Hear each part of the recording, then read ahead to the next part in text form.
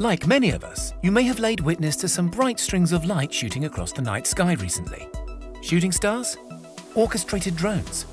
UFOs perhaps? While any of those things would be equally as exciting, chances are what you were really seeing was Starlink, the satellite constellation being constructed by Elon Musk and his budding team at SpaceX.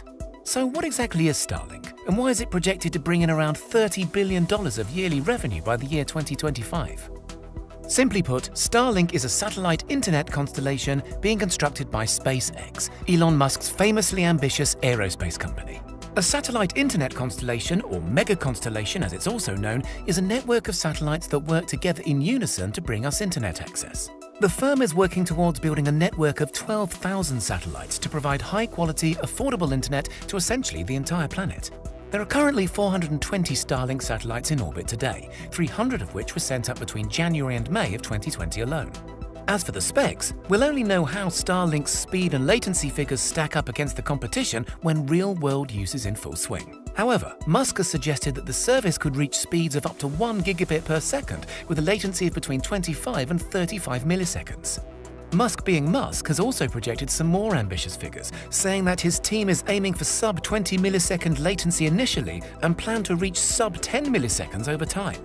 A beta testing partnership between the US Air Force and Starlink called Global Lightning saw download speeds of 610 megabits per second, so the estimates might not be all that far-fetched. So fast, reliable internet, low latency must be expensive, right? Well, not as expensive as you might think.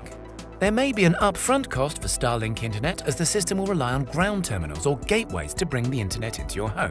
Musk says these terminals look like small to medium-sized pizzas, leading to them being simply known as pizza boxes. Each pizza box is estimated to cost anywhere from between $100 to $300, but that's not being commented officially, and it will probably be included in the monthly rental fee anyway. As for that all-important monthly fee, again, there have been no official numbers released. However, the president of SpaceX said during an interview, "Is anybody paying less than $80 a month for crappy service? Nope. That's why we're going to be successful." This has pointed many towards thinking that the service will cost around $80 and maybe even a little less. Comparatively, a 12 to 100 megabit per second internet plan from Viasat costs between $30 and $150 per month, and a 25 megabit plan from HughesNet ranges from around $60 to $150 per month. $80 per month for Starlink, with internet speeds potentially reaching 1 gigabit per second, sounds rather competitive to me. Musk started Starlink as a SpaceX spin-off in order to fund his intergalactic exploration dreams of one day making it to Mars. Seeing as he was already in the business of sending stuff to space, capturing a significant portion of the estimated $1 trillion worldwide internet connectivity market seemed like a pretty good place to start.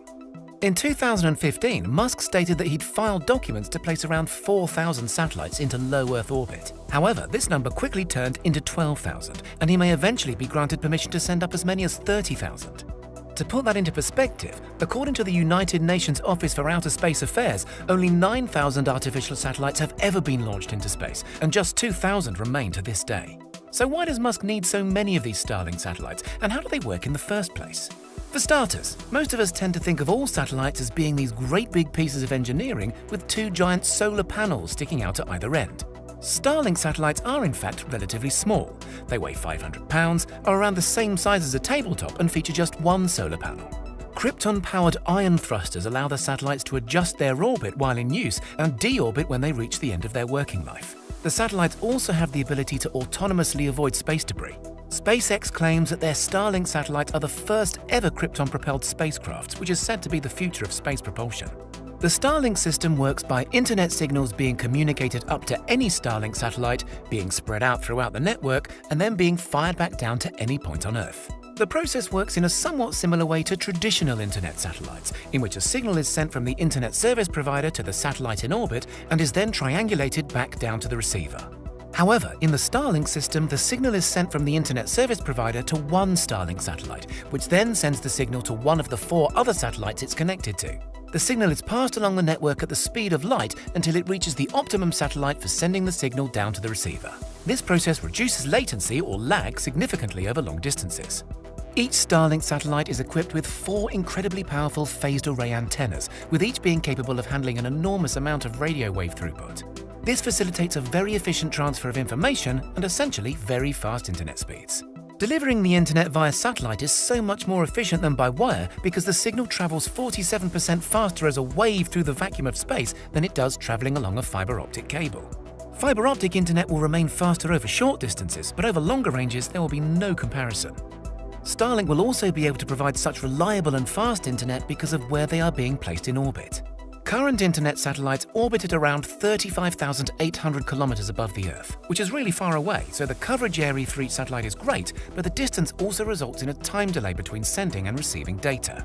Starlink satellites orbit significantly closer at around 550 kilometers above the Earth's surface. This means that they triangulate data much faster with minimal delay, but also means that their coverage area is far smaller, so we need a load more of them to build up a comprehensive network that offers reliable global coverage. Now, I'm sure many of you are expecting a catch, but there really isn't one, unless you're a stargazer, that is. After the first launch of 60 Starlinks went up in May 2018 and the second batch in November, astronomers immediately complained about how bright the satellite chains were and how the light pollution was compromising their observations. Researchers have expressed concerns about future images of outer space being negatively affected by the Starlink constellation. Radio astronomers are also expecting to encounter interference from Starlink's radio-based antennas. SpaceX received even more backlash in late 2019 when the European Space Agency announced that they had to undertake evasive maneuvers with one of their satellites to avoid crashing into Starlink 44, one of the first 60 satellites in the mega constellation. SpaceX has expressed that they are working with many agencies and space organizations to mitigate any potential issues, and they are also actively working towards a number of solutions to make their satellites less visible. SpaceX has already come up with a darkening treatment to lessen the satellite's reflectivity, which is a technology that will be applied to all new Starlink satellites. They've stated that as the constellation grows, they'll be able to move them further out into orbit, making them far less visible to Earth and less likely to come into the path of other low-orbiting satellites. Both moves are definitely a step in the right direction, but that doesn't exactly get rid of the problem, so advocates are calling for greater regulations from government agencies to force the company's hand, so to speak. The enormous benefits of global internet coverage are undoubtedly going to outweigh the cost to astronomers, so it's unlikely that Musk is even a little bit worried about these so-called advocates interfering with his plans. However, it's not exactly his style to just bulldoze over other people's business, so I'm sure that SpaceX will continue to work towards reducing their impact on other people's industries. Starlink is set to start offering services in the northern US and Canada by late 2020 and expects to offer near-global coverage of the populated world by the year 2021. These dates are just around the corner, making Starlink's estimated yearly revenue of $30 billion by 2025 seem even more mind-boggling. However, if you take into consideration that internet access is said to be a $1 trillion industry, Starlink has only to capture 3% of that market to hit those figures.